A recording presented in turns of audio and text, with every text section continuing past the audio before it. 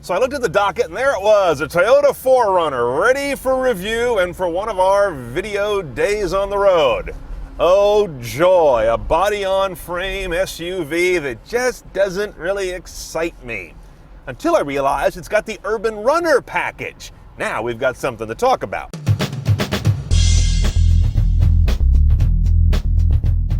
Toyota's 4Runner is the old gal in the house of ill repute.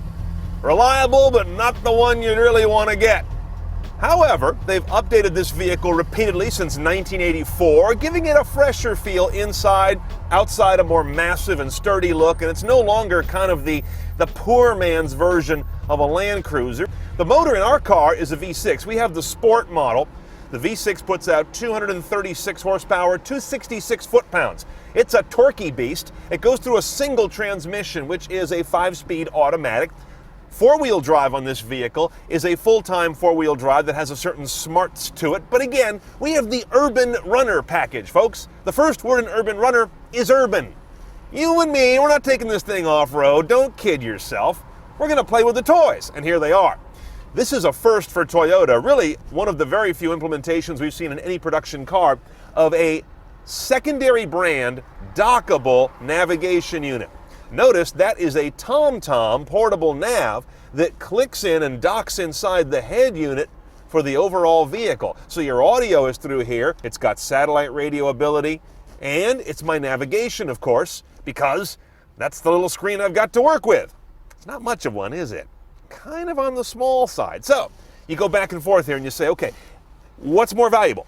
Bigger screen real estate, or the fact that I can undock that and take it with me to the other cars that I own?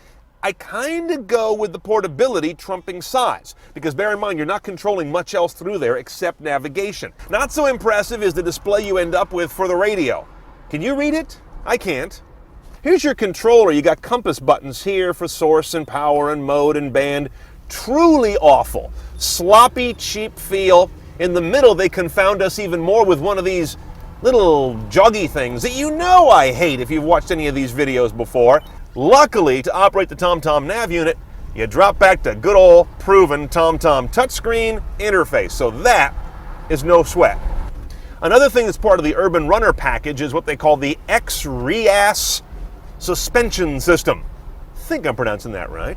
What it does is it diagonally links the shocks from opposite corners and takes the one that has the least load and sends fluid and pressure from there to the one that has the most load. One thing you won't see on that little screen, unfortunately, is a backup camera. This big beast could sure use one, but it's not there. They do give you some wacky little convex mirrors back there, though. If by some unbelievable chance you still change your own oil, this car is a dream. Look at that filter. Could not be any easier to get to. It even has a little drip skirt around it to catch your spills.